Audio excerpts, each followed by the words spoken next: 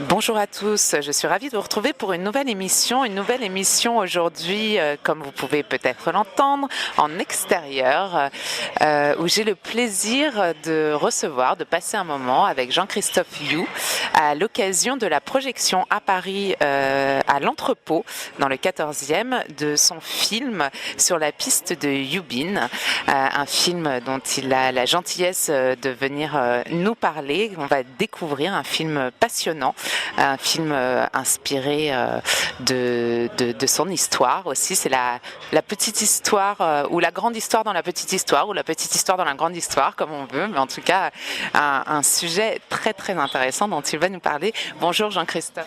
Bonjour, merci de m'accueillir. Merci à vous d'être avec moi, donc comme je le disais, pour partager ce moment et parler de votre film, La piste de Yubin. Peut-être pour commencer, on peut, je vais vous laisser le faire d'ailleurs, faire un petit pitch, comme on dit, le petit résumé du film. Bon, c'est pas facile de résumer un film d'1h45, hein. Je vais essayer en 2-3 mots.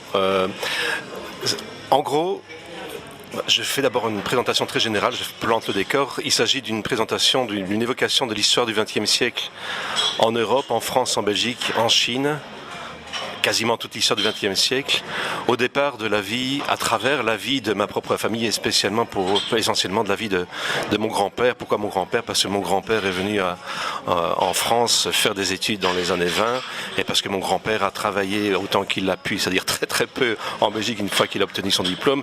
Mais surtout, il a fondé une famille, il a eu un fils et puis il est retourné en Chine, il a envoyé du courrier, il a envoyé des lettres dès son retour de Chine et ce courrier a duré pendant quelques décennies, de sorte que je me suis trouvé à la tête, si je puis dire, d'un patrimoine familial à partir duquel j'entrevoyais la possibilité d'évoquer l'histoire, la grande histoire entre guillemets, par la petite histoire, par l'intermédiaire de la petite histoire, celle de ma famille, celle de mon grand-père Yubin. Voilà, c'est le décor vraiment planté très très très généralement. Alors il ne s'agit pas d'un film d'histoire stricto sensu, il s'agit pas même s'il y a en l'occurrence de la recherche historique, s'il y a des enquêtes, c'est effectivement je vais sur la piste de Yubin et que je me rends dans des centres d'archives pour retrouver des traces des étudiants chinois en France dans les années 20 du XXe siècle bien entendu, et celle de mon grand-père en particulier. Il y a un petit peu d'histoire stricto sensu, mais de manière générale, j'exprime un point de vue par rapport à tout ça et j'essaie d'entrevoir aussi le sujet via une approche un peu poétique, puisque je commence par aborder le sujet par un très beau film français des années 50 qui s'appelait Le Cerf-Volant du bout du monde. C'était fait en 56 par Roger Pigeot, si je ne me trompe pas sur le nom de réalisateur, qui évoquait en gros une amitié entre des enfants de Montmartre et des enfants de Pékin. Voilà, je suis en train de me balader un petit peu partout pour montrer à quel point ce film est un peu à plusieurs points d'entrée, portes d'entrée possibles. Voilà. Alors, pour la forme, on va revenir au fond et à l'histoire après, bien évidemment, mais pour la forme, comme vous le disiez à l'instant, vous avez fait aussi des recherches sur l'histoire. Il y a des documents aussi de votre propre histoire familiale qui ont été utilisés. Comment ça s'est passé dès le départ? Vous avez eu envie de faire un documentaire, de faire un docu-fiction, l'envie quand le sujet était là? Était laquelle pour vous? D'abord, il ne s'agit pas du tout d'un docu-fiction. C'est a priori un genre qui est fort à la mode, mais que je n'aime pas énormément, parce que ça devient vraiment des choses qui sont faites à la chaîne, un peu facilement faites, toujours avec le même procédé, enfin bref. Donc il ne s'agit pas d'un docu-fiction, il s'agit d'un documentaire, si je puis dire, un documentaire entre guillemets, avec toute la prétention qu'on pourra voir, mais je crois que c'est un peu ça, quand même, un documentaire de création. Il ne s'agit pas d'un reportage, il s'agit vraiment d'un documentaire de création. Et qu'est-ce qui a motivé ce désir de réaliser ce film qui m'a pris quand même 4-5 ans de ma vie? Il y a plusieurs raisons.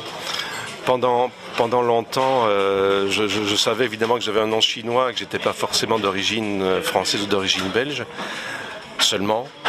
Donc il y avait quelque chose qui me tournait dans la tête. J'ai eu la visite de ma famille chinoise qui habite la Chine, qui habite aussi les États-Unis, qui me renvoyait un petit peu cette question-là quand on discutait ensemble. Donc pendant longtemps, j'ai vécu en me disant il serait peut-être intéressant de faire quelque chose sur le sujet. Et puis il y a eu un déclencheur important. Il y a quelques années, il y a 6 ans quasiment, Mon père, sentant certainement ces dernières heures arriver, je vais lui rendre visite et il me donne les lettres que son propre père lui a écrites de Chine à partir de l'après-Deuxième Guerre mondiale. Je ne raconte pas tout le film maintenant, mais enfin, la réalité était que mon grand-père était rentré en Chine, mon père était resté en Europe, et la seule manière d'être en relation l'un avec l'autre était le courrier que mon grand-père envoyait à mon père pendant, ça durait à peu près 20-30 ans. Et mon père me donne ces lettres-là. Je savais vaguement qu'elles existaient dans l'abstraction quand j'étais plus jeune, et puis il me donne ces lettres-là, je prends ça comme un cadeau extraordinaire, un cadeau formidable. C'était dans un désordre incroyable. Mon père était fort brouillon, très riche, mais très, très riche spirituellement, je veux dire. On n'a jamais roulé sur l'or, loin de là. Et je prends ça comme un cadeau extraordinaire. Et je rentre avec les lettres chez moi, et puis je commence à les lire un peu curieux, mais un peu distraitement. Et puis je vois tout ce que ça recèle. Alors j'essaie de monter dans ma chambre. Je m'installe sur mon lit, puis dans mon lit, et j'étale les lettres. Et je commence à les lire, à les relire. Puis les jours après, à les classer, à les reclasser, puis à les relire, puis extraire des morceaux. Je me suis rendu compte que ces lettres-là étaient vraiment un trésor extraordinaire, vraiment extraordinaire, parce que je revisitais effectivement l'histoire de la Chine que je connaissais un peu, puisque je me passionne pour l'histoire en tant que telle. Mais je revisitais l'histoire de la Chine à travers la vie d'un homme. L'histoire n'était plus seulement une abstraction théorique, ça devenait vraiment une réalité tangible, une réalité charnelle. Et c'était d'autant plus touchant que c'était exprimé par mon propre grand-père. J'ai appris la Chine d'une autre manière par mon grand-père, et j'ai appris à aimer mon grand-père à travers les lettres qu'il avait écrites, parce qu'une lettre, c'est extraordinaire, une lettre. Quand on entre dans l'intimité d'une lettre, d'un courrier, c'est parfois plus émouvant qu'une photographie. Hein. Le son aussi est très important, c'est très émouvant le son. Mais la lettre d'une personne, les mots d'une personne, c'est vraiment extraordinaire. Là, j'ai appris à aimer mon grand-père, j'ai découvert mon grand-père, je me suis redécouvert vraiment d'origine chinoise.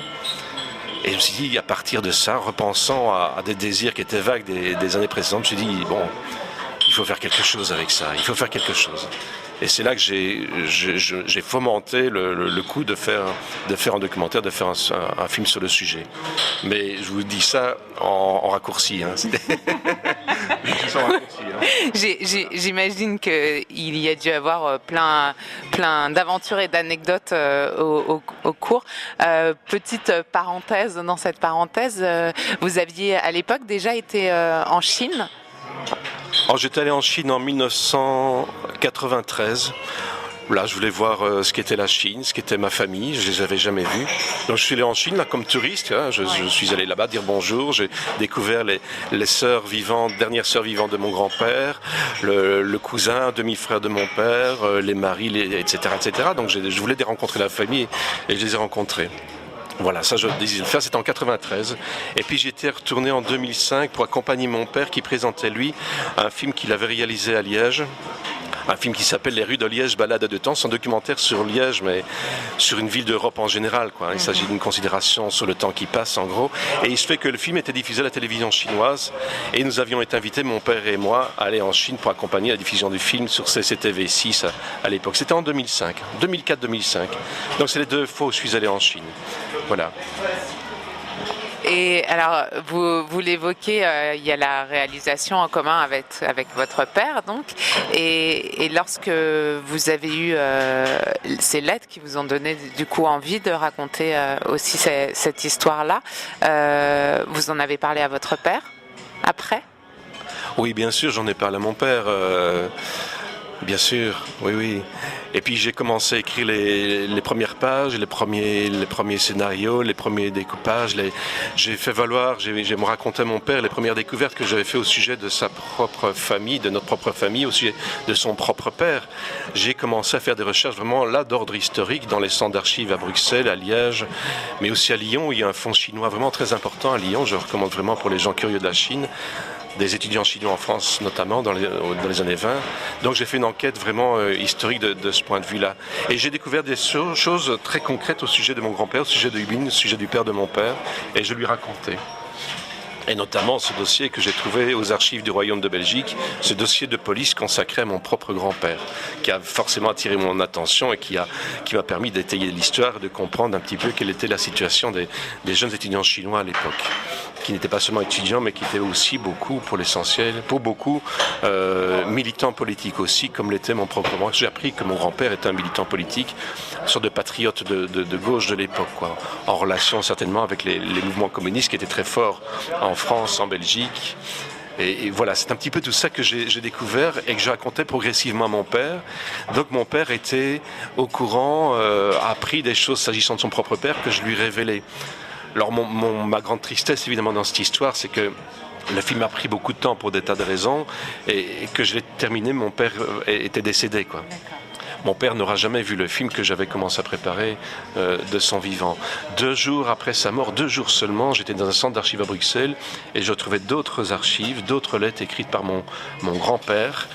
Lettres qu'il écrivait à l'administration belge en l'occurrence, il expliquait les difficultés qu'il avait de survivre en Belgique et son désir de retourner en Chine avec son fils Georges notamment. Je retrouve ces choses-là vraiment très très émouvantes, extrêmement émouvantes. Le nom de mon père est cité plusieurs fois, il était gamin à l'époque, forcément il avait 3, 4, 5 ans et il venait de mourir il y a 2 jours. Quoi. J'ai regretté terriblement de ne pas pouvoir raconter ce genre de choses-là. Donc c'est un des grands regrets pour ce film qui par ailleurs m'aura enrichi personnellement. Et il lui aura aussi permis de son vivant de découvrir, comme vous le disiez, plein d'histoires et de sa famille et de son père dont il n'avait pas forcément connaissance auparavant. Voilà.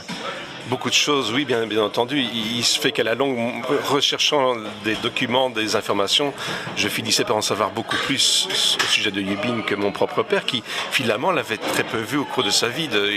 À partir de 4-5 ans, mon père n'a plus jamais vu son propre père, qui était retourné en Chine, avec lequel il n'avait plus que des relations de courrier. C'est très touchant, c'est très intéressant, mais c'est en même temps très très frustrant à vivre, bien entendu, hein. Il se fait aussi que recherchant des documents, j'ai compris que j'en savais beaucoup plus aussi que les propres sœurs de Yubin, que le propre fils de Yubin chinois, donc le demi-frère de mon père. Donc, c'est une raison aussi pour laquelle je ne suis pas allé en Chine pour interroger ma famille survivante à l'époque, parce que j'en savais beaucoup plus qu'eux au sujet de Yubin, de sa vie, de ses conditions d'existence. J'ai le plaisir d'être avec Jean-Christophe Yu. Est-ce que je prononce bien? Parce que je tiens toujours à bien prononcer les noms de famille.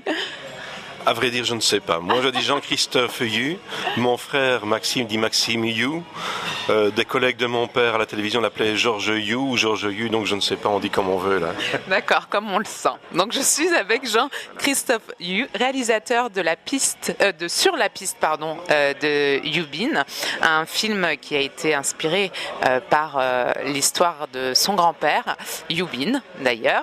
Alors là, je fais un gros raccourci, mais c'est une jolie histoire de partir de la découverte d'histoire familiale et du passé de son grand-père pour en faire un film dans lequel vous évoquez aussi la situation des Chinois, où ça nous permet en tout cas de comprendre peut-être plus avant la situation des Chinois en France à l'époque, donc c'était dans les années 20 du XXe siècle, 1920, mais aussi qui doit faire très certainement écho à beaucoup de gens aujourd'hui qui migrent, qu'ils soient chinois ou autres, en France ou en Belgique. Oui, tout à fait. C'est un film qui évoque le passé, mais qui est pour moi en résonance avec ce qui se passe aujourd'hui.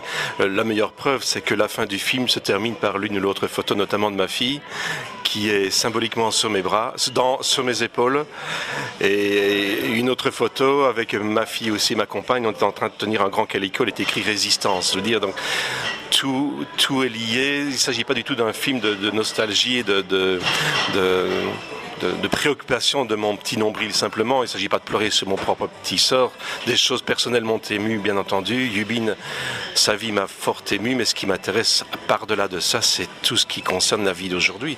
C'est pour ça que le film commence effectivement avec Le Cerf-Volant du bout du monde. Enfin, c'est un des débuts du film. Un très beau film que je recommande de voir, un film français formidable. Et se termine aussi avec Le Cerf-Volant du bout du monde, où je reprends l'un ou l'autre mot d'un petit garçon qui parle en gros de fraternité, universel, d'amitié, de paix, etc. Donc, s'il y avait un message parmi d'autres à tirer du film, c'est ça, quoi.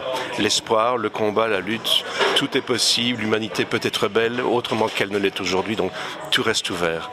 Maintenant, pour revenir un petit peu en arrière, s'agissant des raisons de ce film, tout à l'heure je parlais de ce qui a généré l'envie de faire ce film, notamment ces lettres merveilleuses de Yubin.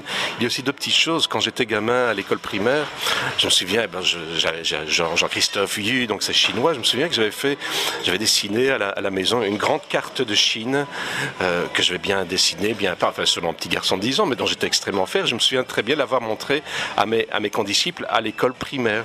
Alors, dans mes souvenirs à moi, ils étaient forcément conquis et subjugués par ce que j'avais fait. Je ne sais pas ce qu'il en était réellement. Mais je me souviens que j'ai ça dans la tête. Quand j'étais gamin, j'étais quand même fier de porter un nom chinois. J'avais dessiné une carte de Chine grande. Et elle fait partie du film d'ailleurs. Au début du film, elle y est. Et puis par ailleurs, il s'est passé un truc aussi quand j'avais 10 ans, donc c'était à peu près la même époque. Je rentre de l'école primaire avec ma sœur Véronique et je raconte vraiment ça au début du film. C'est la première image d'ailleurs. Et on rentre à la maison. Et en arrivant à la maison, on voit des voitures officielles, des motards, des trucs de police, etc., des voisins qui sont aux fenêtres, etc. Qu'est-ce que c'est que cette histoire? Alors Véronique et moi, ma sœur, on arrive, tout près de la maison, on rentre dans la maison, on ouvre la porte, qu'est-ce qu'il y a? On voit des Chinois assis en train de discuter avec notre père. Alors moi j'étais gamin, je n'ai pas compris de quoi il s'agissait, j'étais en tout cas très impressionné, la police dehors, les flics, enfin tout ça, les voisins dehors qui regardent ce qui se passe. C'était le premier ambassadeur de Chine en Belgique qui était venu rendre visite à mon père alors qu'il était de passage à Liège. Voilà. Il est allé voir officiellement le bourgmestre, donc le maire de Liège, et puis après il était venu voir mon père dans la maison familiale et je me retrouve devant tout ça alors que je rentre de l'école. À l'époque, j'ai pas compris de quoi il s'agissait.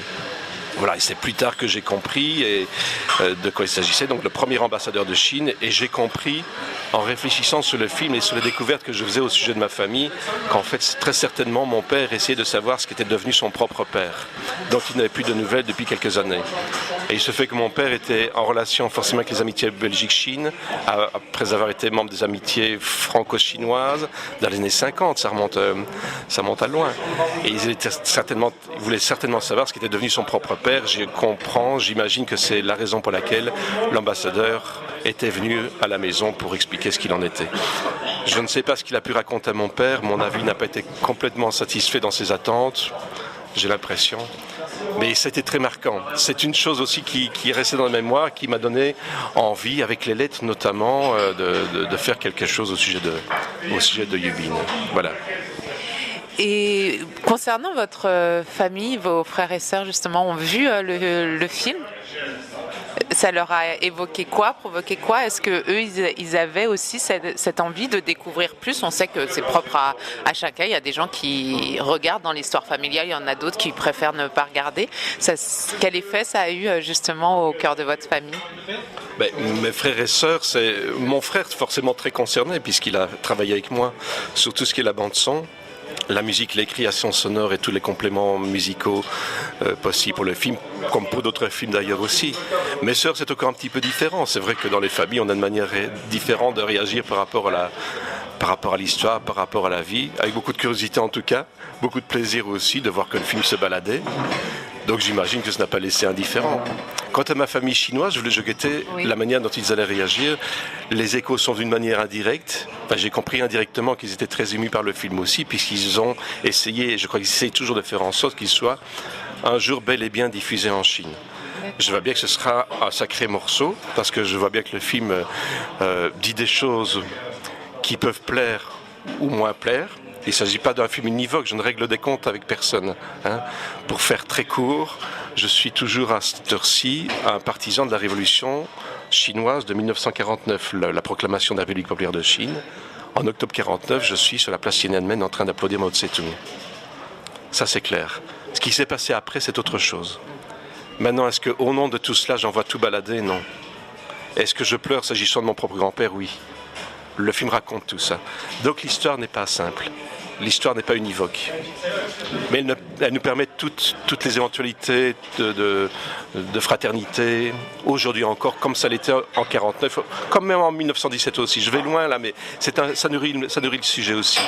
Donc le film raconte des choses qui forcément, quelquefois, sont appréciées de manière très différente selon qu'on voit telle ou telle partie des autorités chinoises. Je fais simple, je ne réponds pas à la chinoise là. Mais vous l'évoquiez, le fait que les choses ne soient pas simples et que votre film même ne porte pas de jugement, il raconte une histoire avec forcément une subjectivité parce qu'à partir du moment où on raconte une histoire, on a notre subjectivité. Il permet peut-être aussi justement de mettre en lumière toute la complexité.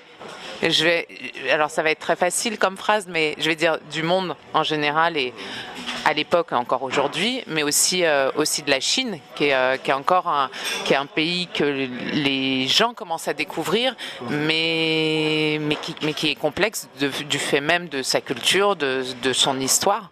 Et peut-être que le film permet aussi de voir ça avec un peu plus de recul. Mais c'est un petit peu ça aussi, oui, effectivement. Beaucoup de gens ignorent l'histoire.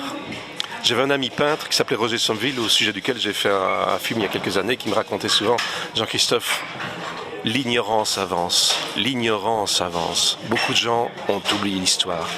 S'agissant de l'histoire universelle, s'agissant de l'histoire de la Chine, on connaît très peu de choses ici, y compris les Chinois, y compris les jeunes Chinois qui m'arrivent de croiser en Belgique pour l'instant. L'ignorance avance là aussi, beaucoup de gens ont oublié. Beaucoup de gens ont oublié, ne voient que la Chine d'aujourd'hui. Ils ne voient que la Chine grandissant, avec tous les excès qu'on pourrait évoquer. Ce que j'essaie de faire, donc, c'était aussi quelque part mettre les choses en perspective. Raconter d'où vient la Chine. Il ne faut pas oublier que pendant longtemps, la Chine était un pays occupé, colonisé par l'Occident. Il fut un temps, les Chinois n'étaient bons qu'à rendre service, qu'à servir de coulis. C'était ça. Malraux raconte ça. À l'entrée d'un parc à Shanghai, il y avait une pancarte à l'entrée d'un parc où il était écrit « Interdit aux chiens et aux Chinois ». Les gens mesurent mal ici l'humiliation que les Chinois ont vécue à l'époque. Quelle humiliation, c'est terrible ça. Chez eux, interdit aux chiens et aux Chinois. C'est terrible ça. C'est terrible ça. Donc quand on voit la Chine d'aujourd'hui, il y a beaucoup de choses à dire de la Chine d'aujourd'hui. Personnellement, c'est pas ce qui m'enthousiasme le plus. Maintenant, est-ce qu'au nom de cela, j'en vois tout balader sans réfléchir? Non, quand la cousine de mon père, qui habite maintenant les États-Unis, m'écrit il y a 2-3 ans maintenant, j'ai oublié, le temps passe vite, elle me parle d'une espèce de très grande ligne de chemin de fer qui était construite dans le sud-ouest de la Chine. Elle m'en parle avec fierté. Je ne peux pas réagir en tant qu'occidental blasé par la modernité. Je ne peux qu'avoir du respect pour ce genre de choses-là. C'est important. Ça veut dire aussi que la Chine est fière de ce qu'elle fait. Elle s'est relevée toute seule d'abord. C'est extraordinaire, ça, c'est extraordinaire. Elle a des raisons d'être fière, d'autant plus qu'elle vient de très loin, de très très très loin. Maintenant, l'histoire n'est pas simple. L'histoire n'est pas simple. Mon film raconte un petit peu. Il évoque toutes les contradictions. Il évoque les contradictions de Mao Tse-tung quelque part aussi. Dans les années 50, quand Mao Tse-tung fait... j'ai oublié le nom de cette campagne, est très importante. Ah, c'est très important, c'est une campagne très importante. C'est l'époque où Mao Tse-tung demande aux intellectuels de s'exprimer, de dire ce qui ne va pas. Et les intellectuels réagissent. Ils disent ce qui ne va pas. Ils disent tellement fort que le Parti communiste chinois se fâche et en emprisonne une certaine partie. Voilà. Mon grand-père a fait partie de ça. Il s'est exprimé aussi, quoi. Au grand bond en avant, c'est pareil aussi. C'est ça que j'essaie d'exprimer, toutes les contradictions de l'histoire. Et au nom de tout cela, j'essaie de faire après tout cela, j'essaie de faire un bilan. Ce qu'est la Chine aujourd'hui, d'où elle vient, les espoirs de mon grand-père, de ma famille, impliqués dans la révolution chinoise, puisque de la famille membre du Parti communiste, de la 8e Nouvelle Armée, dans les armées révolutionnaires. Ma famille vient de là, on vient de là. Ma famille maternelle aussi d'ailleurs. Et puis il vit le drame. Comme beaucoup de Chinois, comme des millions de Chinois. Alors, est-ce qu'au nom de tout cela, j'en vois tout balader et je me renferme sous mon propre petit nombril en disant plus rien n'est possible, tout est vain? j'ai pris le parti de dire non, il y a des choses qui continuent. Ma fille, elle termine, elle est sur mes épaules. D'abord, elle fait du violon, la musique, la beauté. Elle est sur mes épaules et puis on porte le calicot Résistance. C'est la fin du film avec le cerf-volant du bout du monde qui raconte la fraternité, la solidarité. Voilà, c'est des grands mots, mais c'est ça qui a nourri le désir de faire ce film. J'ai le plaisir d'être avec Jean-Christophe Yu à l'occasion de la projection de son dernier film sur la piste de Yubin, un film inspiré par son grand-père, Yubin, qui nous raconte, j'allais dire, la Chine autrement, l'histoire en tout cas des Chinois, notamment dans les années 20, un documentaire avec des archives familiales et historiques, j'ai envie de dire, c'est un grand mot, mais reprenez-moi, Jean-Christophe. Mais historique, oui, puisque je me suis évidemment servi de beaucoup d'images d'archives que je suis allé chercher un petit peu partout. D'autant plus que j'ai eu très peu d'argent pour faire ce film. C'est une des raisons pour lesquelles le film a pris du temps. J'ai fait des scénarios, j'ai présenté le scénario, le projet de film à des commissions du cinéma en Belgique en l'occurrence, puisque je vis à Liège, et j'ai récolté des noms. J'ai eu des soutiens, mais très, très comptés au départ. Donc je n'ai pas eu accès à ce que j'espérais au départ. Je pensais, j'affolais déjà des plans, je voyais déjà ce que je pourrais prendre chez Pathé, chez Gaumont, etc. Puis en voyant l'argent que j'avais finalement devant moi, je me suis dit, tu fais Tintin avec tout ça, il faudrait que tu trouves autre chose, et que tu creuses ta tête et que tu fasses quand même tout bouger, parce que le film bouge beaucoup quand même, beaucoup. Avec beaucoup d'archives que je suis allé chercher partout, vraiment avec des petits morceaux par-ci, des petits morceaux par-là. Il y a un centre d'archives internet américain dont je me suis servi, mais il y a aussi des archives familiales, des choses que mon père avait filmées, des rushs aussi. Il se fait que tout le début du film, c'est ce que je racontais tout à l'heure, quand je raconte ma sœur Véronique et moi qui rentrons de l'école primaire et on rentre à la maison, on voit les officiels chinois, l'ambassadeur, etc. Là, je me suis servi de rushs, de tournage de mon père dans les années 70, 70 qu'on dit ici en France, où il nous avait filmé précisément en train de rentrer de l'école, mais certainement pour un autre sujet, pour rien avoir. En voyant ce truc-là dans la cave, des vieux bouts de machin comme ça, ah tiens, ben c'est pas mal, ça, justement Véronique et moi, ah oui, ben ce sera ça.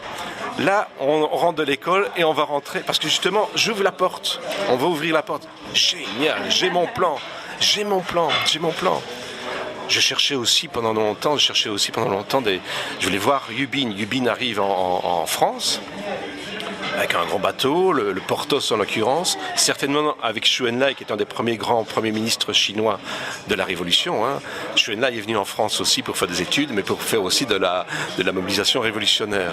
Donc j'imagine, vu l'endroit d'où il venait, vu les dates, vu le bateau qui coinçaient, qui sont peut-être venus ensemble, qui sont peut-être croisés. Tiens, je me dis, Yubin et Chou En-lai sont peut-être salués, sont peut-être donnés la main. Bon, on peut imaginer tout ce qu'on veut, mais c'est peut-être possible. Donc, je voulais avoir une image des étudiants chinois qui arrivent en France et qui voyagent en train, parce qu'une fois qu'ils sont arrivés à Marseille, ils ont été répartis un peu partout en France, et je voulais une image d'un Chinois, de Yubin en train de regarder par la fenêtre d'un train. Comme je n'avais pas un rond, comme Gaumont et Pathé, c'était Tintin pour moi, j'ai pas les sous, alors j'ai visionné des tas de bouts de rush, des tas de bouts de cassettes, des tas de bouts de VHS, des petits machins à la con parfois, et puis à un moment donné, et puis je vois un Asiatique qui regarde par la fenêtre d'un train. Je dis, toi, tu seras Yubin, mon coco. C'est toi, Yubin. Allez, viens par ici. Je l'ai pris, noté. Yubin regarde par la fenêtre. C'est lui. Voilà, ça s'est vraiment fait comme ça, par des petits bouts, pour évoquer une manifestation d'étudiants chinois à Lyon. Je voulais aussi des images, parce que ce film bouge vraiment beaucoup. Il ne s'agit pas du tout d'un film nombriliste où on pleure, où on reste sur sa petite chaise. Il ne s'agit pas de ça du tout. Ça remue vraiment beaucoup. Ça remue beaucoup parce que c'est la vie, c'est le temps que je veux donner aussi à l'ensemble, c'est la vie. Mais j'avais rien comme image. Sinon, l'un ou l'autre titre de journal, des tracts que j'avais trouvés à Lyon, à la bibliothèque municipale de Lyon, au fond chinois. Mais je n'ai pas d'image qui bouge. Alors, non de Dieu, comment je vais faire Là, je me suis souvenu que pour un autre documentaire que je fais il y a bien longtemps, j'avais toujours des rushs intéressants. Et c'était les grèves de 1960 en Belgique. Il y a eu des très grandes grèves en 1960 en Belgique. J'ai fait un documentaire à l'époque là-dessus. en 1990, 89-90. Je me souviens de plans, de gros plans de pieds, de pas, etc. Je me suis dit, ça pourrait servir. On ne voit pas qu'ils ne sont pas chinois, mais on voit que ce sont des hommes qui sont en train de manifester, en train de marcher dans la rue. Donc je vais me servir de ça. Ça, toi, c'est Lyon. Toi, tu seras Yubin, etc. Ça s'est fait comme ça, ce film. Ça s'est fait comme ça. Avec 3 fois rien, et finalement, beaucoup d'images d'archives, beaucoup d'images qui bougent, oui, et régulièrement aussi revient une séquence que j'ai appelée le travelling chinois. Et le travelling chinois, qu'est-ce que c'est?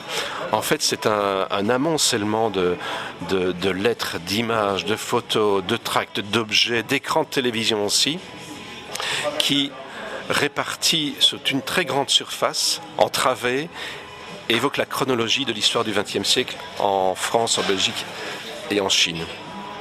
Voilà. Et j'avais mis tout ça dans un très grand hall omnisport, dans une très grande école à Liège, où j'avais eu accès. Ils m'avaient laissé 15 jours. Ça m'a pris un temps énorme pour organiser tout ça. C'est gigantesque, avec des lanternes chinoises et tout.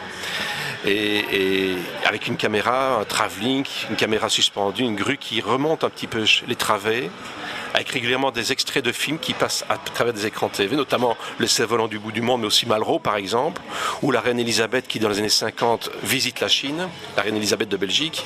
Donc c'est ce que j'appelle le travelling chinois.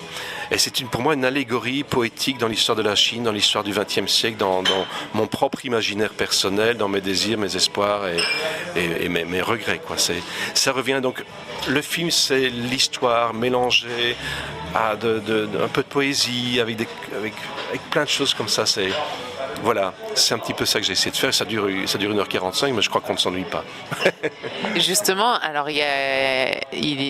là, vous êtes à Paris justement pour une projection à l'entrepôt le 20 avril. Il y a déjà eu des projections. Les retours que vous avez du public et quel public vous avez rencontré à la sortie de votre film? Difficile de dire quel public est très, très éclectique. Visiblement, les gens sont très émus parce que le film est très émouvant. Visiblement, les gens sont contents. J'ai toujours des craintes. Hein.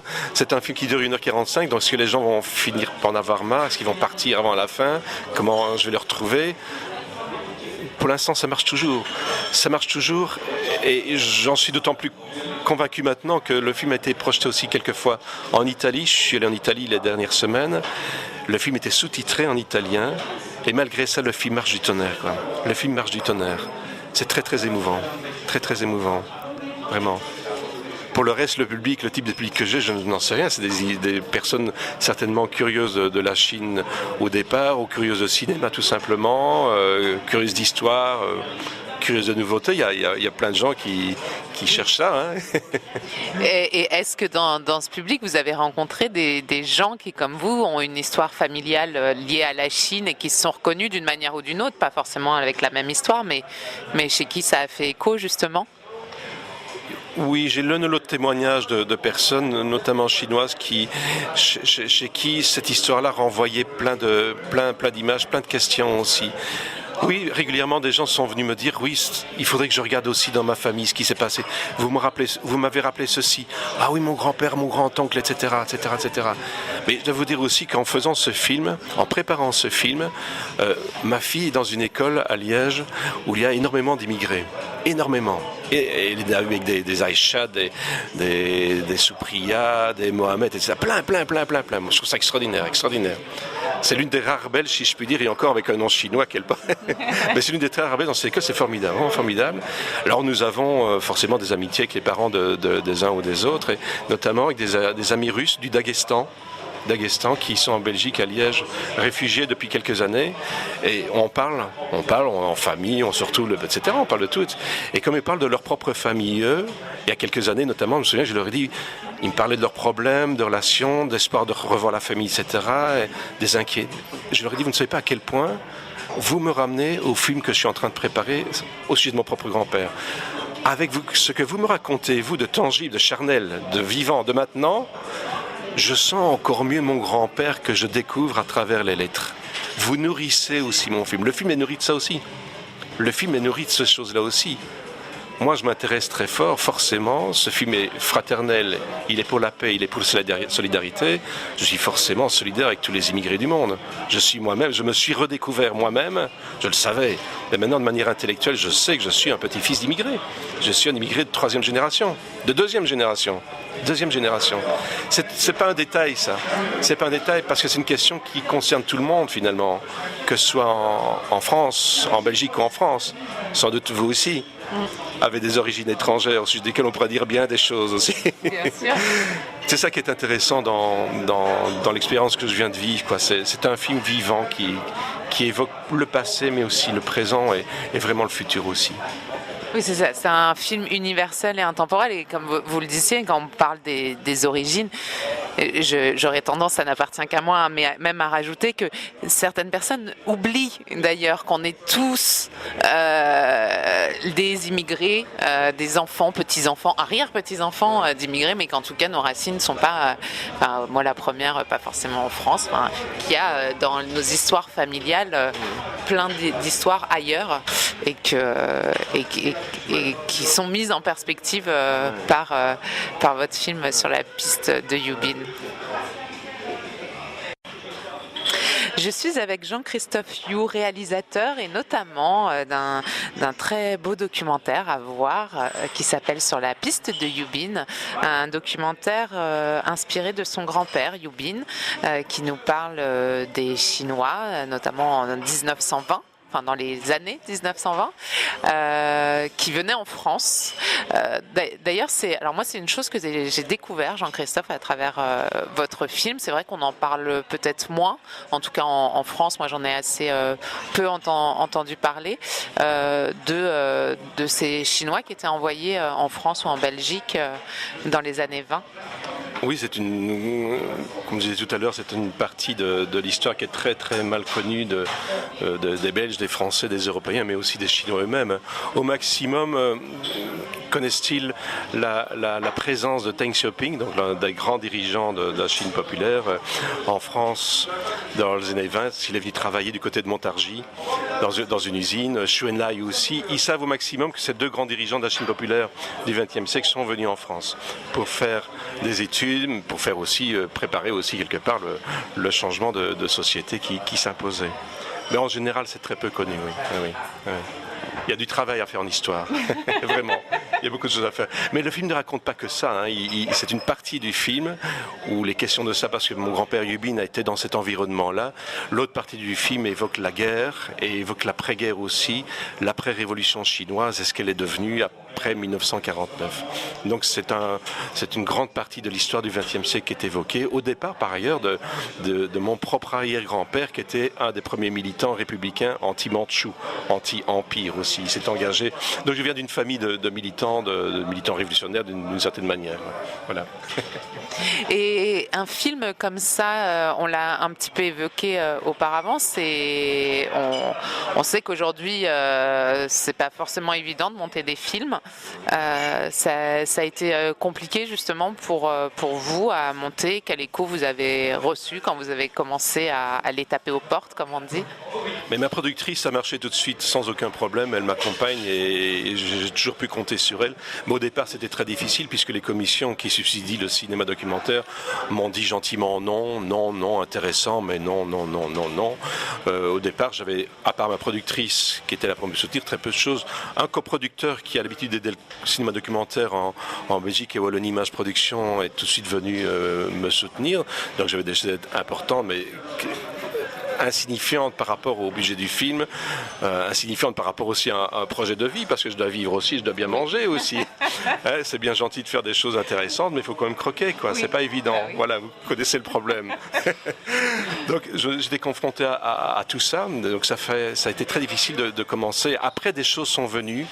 Une fois que j'ai fait le brouillon du film, que je l'ai représenté aux autorités administratives du cinéma, etc., là, on a eu une aide à la finition, comme on dit. Ça m'a bien fait plaisir, c'était intéressant. Mais c'était à la finition. Oui. J'étais très content de la finir. C'était gratifiant quelque part. Mais ça serait bien de nous aider avant, quoi, les gars. Parce que là, on a vraiment fait compte. Alors, par ailleurs, j'ai aussi l'aide de bénévoles, de professionnels du cinéma, des copains, des amis qui ont tourné gratuitement pour moi, quoi. C'était précieux. Et alors un truc très important, et je dirais peut-être que c'est le plus important de tous, il y a dans le générique du film, au début et à la fin, il est cité les films de Fantine. Les films de Fantine. Fantine, c'est ma fille. C'est ma petite fille. Alors il se fait qu'à l'époque, j'étais certainement en train de râler devant mon courrier, mon ordinateur, avec les courriers, les réponses négatives qui venaient. Donc j'étais sûrement en train de jurer, m'énerver, je sais pas quoi. Chez moi, c'est pas très grand. La petite était derrière, elle avait dû m'entendre. Et puis elle vient derrière moi. Elle avait à l'époque 6 ans, quelque chose comme ça. Elle dit papa, oui ma chérie, papa, oui ma chérie, excuse-moi, je suis occupé. Tiens papa, c'est pour toi. Alors qu'est-ce qu'elle m'a apporté, la petite? Dans une petite soucoupe, il y avait des petites pièces de monnaie. Il y avait en gros peut-être pour 2,50 €, 3 €. Tiens papa, c'est pour faire ton film papa. Alors là j'étais effondré. Oh ma chérie. Alors là, ce film il va falloir le faire. Alors j'ai écrit en grand, quand on va faire le générique, pas oublier les films de Fantine, avec la partition de Fantine. Elle est au générique de début. Là j'étais effondré. J'étais effondré. C'est 2,50 €, c'est 3 €, c'est le budget le plus important de tout le film. Le plus important. C'était fondamental, fondamental. Alors quand je raconte ça en Italie surtout, c'est marrant, je récolte tout de suite des applaudissements, les gens sont... Et ils comprennent pas toujours à moitié le français, moi je parle pas italien, mais ça marche. Une enfant de 6 ans, elle avait 6 ans à l'époque, tiens papa, un peu d'argent pour faire ton film. 2,50 €, 3 €, ça me restera ça. Et elle a vu le film d'ailleurs? Oui, elle a vu le film, oui. Ah oui. Elle a 11 ans maintenant, mais elle était émue. Oui. Ah oui. Elle pose des questions, elle s'intéresse, elle, justement, à la culture chinoise. Ah ben elle est curieuse, oui, elle est curieuse. Elle m'a dit plusieurs fois, papa, plus tard, j'aimerais apprendre le chinois. Alors on verra ce qu'elle décidera plus tard. Elle, c'est une enfant qui s'exprime, mais elle était séduite notamment par la visite du cousin de mon père, Magang, qui habite Tianjin maintenant, qui est venu une fois à la maison et qui a passé quelques heures, 2-3 jours avec nous. Et j'ai une très belle photo de lui dans la chambre de ma fille, et lui est en train de lui apprendre à tenir le pinceau à la chinoise. La petite, elle essayait de faire des traits chinois au pinceau, mais elle tenait de manière, occidentale, je veux dire. J'ai une photo, on voit ma gang, montrant, voilà, tu tiens comme ça le pinceau, c'est comme ça qu'il faut faire. C'est touchant, c'est touchant. Alors la petite, oui, elle a envie, elle est curieuse de ses origines, d'autant plus qu'avec moi, forcément, c'est difficile de passer à côté. Hein. Alors plus tard, on verra bien ce qu'elle fera de tout ça, mais elle est intéressée par la culture chinoise, mais elle est intéressée aussi, ça n'a rien à voir, mais c'est le même sujet. Elle voudrait bien aussi apprendre l'arabe aussi. C'est marrant, elle voudrait apprendre l'arabe. C'est une enfant qui s'exprime, hein. Là c'est le cœur d'une enfant qui s'exprime, et je sais bien qu'elle était très marquée par un film qu'on a vu quelques fois, il n'y a pas encore très longtemps, un très beau film français d'animation, réalisé par Michel Oslo, si je me souviens bien, qui s'appelle Azur et Asmar. Oui. Un très beau film, très beau film, vraiment. On voit un jeune Européen, un jeune Arabe, nourri par la même mère. Enfin, c'est très beau, avec une très belle langue, c'est très souriant. C'est beau. Je suis certain que ça lui vient en partie de là, son désir. Ah, j'aime bien apprendre l'arabe aussi, papa, plus tard. Ah bah, tu verras, ma chérie, ce que tu décides, là, pourquoi pas. Une polyglotte en devenir, en tout cas. C'est intéressant à tout, quoi. Oui. On choisit presque la vie à disposition, effectivement, mais au départ, s'intéresser à tout, c'est très bien. Oui, la curiosité, c'est ça. Ne jamais perdre sa curiosité. On parle de langue, je vais faire un pont facile par rapport à la voix. Parce que dans le documentaire, il y a les voix qui sont importantes aussi. Ça s'est passé comment pour le choix, justement, sur ce film? Mais d'abord, la première voix, c'est la mienne, entre guillemets, puisque je raconte l'histoire, donc je suis forcé de dire « je » quelque part. Hein. Et puis, il devenait important de trouver une voix pour incarner Yubin. Mon grand-père Yubin. Raconter les lettres, parler, évoquer, évoquer... rendre Yubin vraiment présent à l'écran. On le voit en photo, mais je voulais vraiment une voix. Et j'ai cherché pendant longtemps, pendant 2-3 ans, j'ai cherché du côté de la Belgique, dans la communauté chinoise, j'ai envoyé des messages, j'ai mis des petites annonces par-ci par-là pour voir s'il n'y a pas des candidats, et j'ai rencontré des Chinois, parfois très intéressants pour incarner la voix, et ça n'allait pas.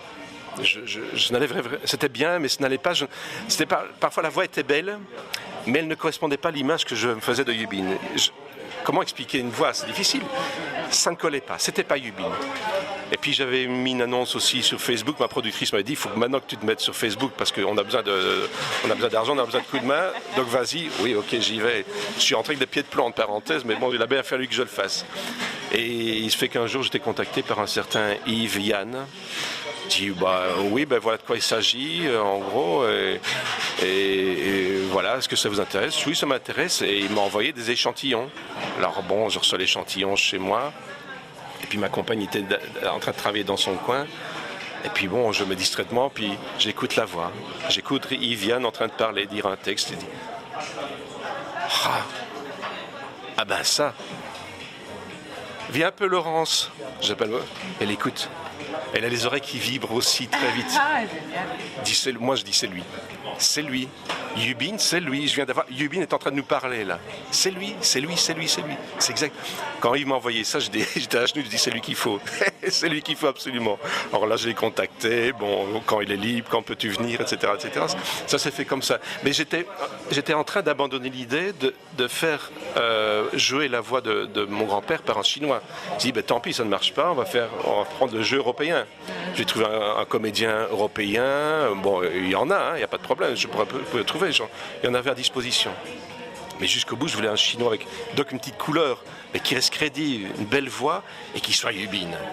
Voilà, Yves incarne tout ça. Génial, tomber sur l'évidence. Ah oui, vraiment, là vraiment l'évidence à genoux, quoi. Vraiment, c'est lui, il me le faut. Et il était d'accord, il était libre.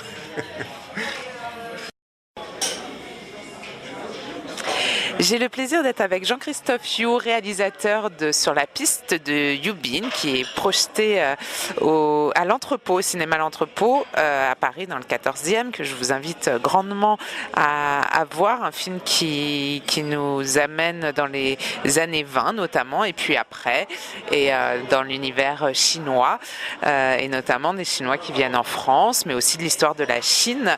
Merci beaucoup, Jean-Christophe, de prendre un moment avec moi. Merci beaucoup de m'accueillir. Merci. Alors, je disais réalisateur donc de ce très beau documentaire Sur la piste de Yubin, mais pas que. Il y a d'autres films avant, et puis il y a aussi d'autres casquettes. Un homme aux multiples passions et qualités. Oui, c'est des grands mots, ça. Bon, enfin, beaucoup de centres d'intérêt, bien sûr, c'est vrai, et beaucoup de passion, et peut-être une fondamentale qui est incarné, je reviens à ce film, au dernier film, dans lequel j'utilise le cerf-volant du bout du monde. J'étais marqué par ça, j'ai vu ça quand j'étais enfant, c'est pour ça que c'est dans mon film ici aussi, c'est pas pour rien non plus, parce que ce film parle d'optimisme, de fraternité, de paix, et ça me motive. J'ai grandi là-dedans, avec mon père, j'ai grandi là-dedans. Avec mes grands-parents, mes grands-parents maternels ont fait la résistance en Belgique. Je suis marqué par ça. Donc ça me passionne, bien sûr. Et ce qui se passe maintenant en France, bien entendu, me passionne aussi. C'est le même ressort. Quelque part, c'est le même ressort. Ouais. Et alors, l'influence que ça a eu justement sur votre parcours professionnel, parce que comme vous dites, vous avez été bercé par tout ça, par une forme d'engagement très fort, actif. Vous avez fait des études, si je dis pas de bêtises, d'histoire, d'archéologie. Enfin, c'est très très très précis. Après, on sait que, moi j'ai tendance à penser que ça nous permet d'être peut-être encore plus ouverts et plus au fait du monde, de connaître l'histoire et justement et les autres cultures. Ce choix d'étudier l'histoire, l'archéologie, ce choix aussi de faire des films, c'était une envie déjà tout jeune ou c'est venu au fur et à mesure de la vie en fait? J'étais fort marqué par mon père aussi, comme beaucoup de gens. Ma mère est décédée donc, dans les années 60, je raconte ça aussi dans mon film. Mais j'étais marqué par mon père qui lui était comédien à Paris, dans le théâtre, dans le cinéma, qui a travaillé dans la grande cinémathèque de Paris, l'époque de...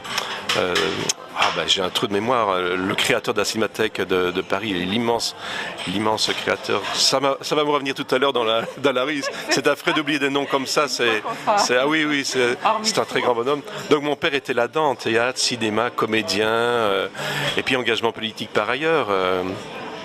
Mon père, ma mère étaient au PCF à l'époque. J'ai été nourri par ça. Puis en revenant en Belgique, mon père a travaillé à la télévision belge. Donc j'ai grandi là-dedans. J'ai grandi là-dedans. Donc je ne peux pas être désintéressé par la culture, je ne peux pas être désintéressé par l'histoire, par la politique, par le combat, par la paix, la fraternité. C'est des mots qui reviennent de manière récurrente chez moi, mais c'est des choses que je ressens beaucoup, comme beaucoup de monde d'ailleurs. Hein. Pas encore assez, mais beaucoup de monde quand même, beaucoup de monde. Donc ça me passionne tout ça. Ça me passionne. Je n'ai pas fait ces études-là, en l'occurrence j'ai fait l'histoire de l'art et l'archéologie. J'ai fait ça un petit peu prudemment, je voulais faire le cinéma au départ directement. Puis ça n'a pas marché, voilà. Donc je suis rentré un petit peu reculons là-dedans, dans l'histoire de l'art et l'archéologie. Et puis en faisant mes années, j'étais pris de passion par le sujet lui-même. Je me suis rendu compte à quel point effectivement ça ouvrait l'esprit, ça ouvrait les yeux, ça enrichissait. Et même si maintenant je ne fais pas directement d'histoire de l'art, ça reste toujours présent dans ma vie. Ça nourrit ma vie, ça nourrit vraiment ma vie. Ça l'enrichit vraiment, ça reste passionnant, bien sûr. Sûr. Et alors après des études d'histoire de l'art et d'archéologie, comment on en vient alors à suivre aussi, à être influencé en tout cas un peu comme vous le disiez par votre père, par l'héritage familial, mais comment on en vient à réaliser ses premiers films? Mais il se fait que là, j'étais très militant à l'époque. Je suis toujours aujourd'hui, d'une manière un peu différente, mais toujours. Et il se fait que j'étais engagé, j'ai travaillé dans un mouvement culturel qui était proche du Parti communiste belge, voilà, où il y avait des activités culturelles, il y avait des activités vidéo, cinématographiques, et j'étais en charge du secteur vidéo, comme on dit.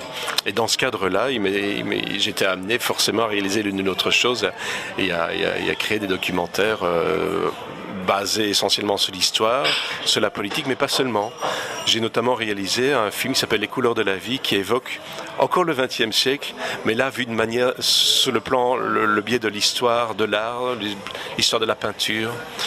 Et voilà, c'est ça que ça raconte. Tout ça est passionnant, quoi. Tout ça ne fait qu'un tout. Je n'arrive pas à partir de moi à me séquencer, à me mettre en morceaux. Tout ça, l'histoire de l'art m'intéresse parce que la fraternité m'intéresse, parce que la révolution m'intéresse, parce que ce qui se passe maintenant en France m'intéresse, parce que ma fille me passionne. Vous voyez ce que je veux dire? Parce que l'arabe est intéressant, le chinois aussi, tout est intéressant, quoi. Il faut bien forcément à un moment donné privilégier des moyens, des moments d'action. Mais tout ça vraiment très intéressant. Pour revenir aux couleurs de la vie, j'évoque à travers ce film-là, donc je pars d'un bonhomme qui est un ouvrier, qui s'appelle Hugues Lambeau, qui était conducteur de chemin de fer, conducteur de locomotive, et qui est un ouvrier ordinaire, entre guillemets, quoi, et qui lui se passionnait aussi pour l'histoire de l'art, pour la peinture. Et je l'interviewais. Et il me racontait des choses que des historiens d'art ne m'avaient pas racontées. Il me parlait de sa vision de Van Gogh à sa manière à lui, une manière vibrante, charnelle. C'était une manière autre. C'est un peu le même sujet que Hubin, quelque part. Hein. Avec les lettres de mon grand-père, je vois l'histoire de la Chine que je connais de manière charnelle. Avec Hugues Lambeau, je revisite l'histoire de l'art que je connaissais de manière charnelle aussi. C'est ça qui est intéressant, c'est sortir des clivages et se rendre compte qu'ailleurs, parfois, on a un éclairage qui peut renforcer ce qu'on... Vous voyez ce que je veux dire? C'est intéressant.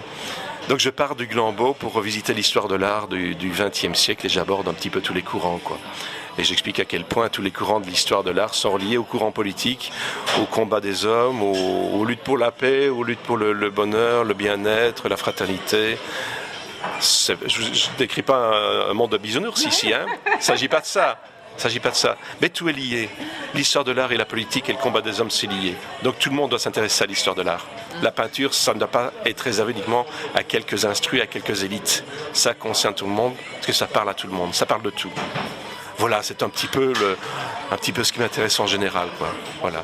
Je reste passionné par ça, bien sûr. Je m'occupais aussi à l'époque où je faisais ça, aussi d'une petite galerie d'art associative avec quelques copains.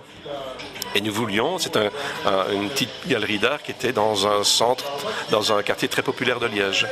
Et nous exposions des artistes qui venaient nous voir pour exposer, mais des vrais artistes. Nous avions très peu de moyens, mais nous voulions faire un lieu où on monte de la peinture dans des bonnes conditions, par respect pour le public et par respect pour les artistes. Les deux sont importants. C'est pas parce qu'on a peu de moyens qu'on doit faire mal les choses. C'est pas parce qu'on a peu de moyens qu'il faut insulter les gens quelque part. Donc bien présenter une peinture proprement, correctement, bien l'éclairer, prendre du temps pour ça, c'est respecter l'artiste, respecter l'art et respecter les gens qui viennent me voir, même s'ils sont des gens d'un quartier populaire. A fortiori si c'est des gens venant d'un quartier populaire. C'est ça qui m'intéresse, moi. Faire sortir l'art de sa tour d'ivoire, c'est ça qui m'intéresse. C'est mon enjeu, ça, c'est mon combat, quoi. J'adore l'art, mais je déteste l'art tour d'ivoire. L'art pour les précieux, l'art enfermé, etc. Rabougri, l'art pour élite, c'est pas mon truc. L'art pour tous, oui. Mais pas de l'art au rabais, hein. Ah oui. Pas de l'art au rabais, hein. Bruegel, c'est pour le peuple. Les grandes cathédrales gothiques, c'est pour le peuple, c'est pas seulement pour les... Vous voyez ce que je veux dire? Ça nous appartient, c'est à nous, c'est à nous. Voilà. Donc c'est la passion qui m'anime en général, voilà.